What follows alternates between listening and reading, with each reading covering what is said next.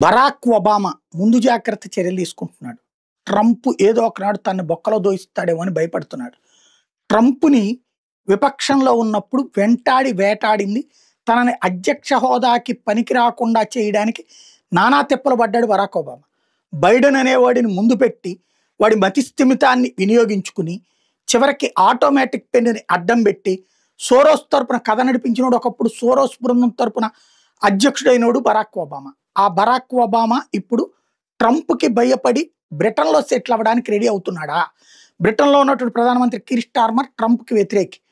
ఎందుకు ఈ అంశం వచ్చిందంటే తాజాగా ఒబామా బ్రిటన్‌లో ఉన్న ఫోటోలు మరొకసారి వైరల్ అయినాయి. అమెరికా మాజీ అధ్యక్షుడు వెళ్తానంటే భారీ హంగామా జరగాలి. కానీ చాలా కామ్‌గా వెళ్తున్నాడు అక్కడ. లేటెస్ట్‌గా అక్కడ మరొక హౌస్ కొనుక్కున్నాడు. బిలియన్ల డాలర్ల విలువైనటువంటి మల్టీ మిలియన్ డాలర్ హోమ్ కొన్నాడు అక్కడ ఒబామా.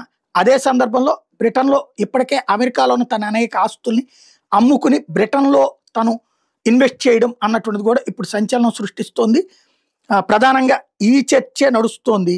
ఏదైతే అక్కడ అమెరికాలో ఉన్నటువంటి కుంభకోణాలు, బరాక్ ఒబామా మీద అనేక కుంభకోణాల ఆరోపణలు ఉన్నాయి.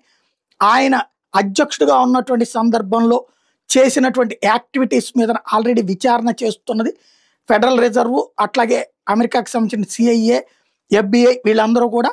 అంతకుముందు ఒబామాకి పనిచేసినటువంటి వాళ్ళు కొందరు రహస్యాలు విప్పి చెప్పడంతో ఇప్పుడు దాన్ని కాస్త వినియోగించుకోవడానికి రెడీ అవుతున్నటువంటి పరిస్థితి.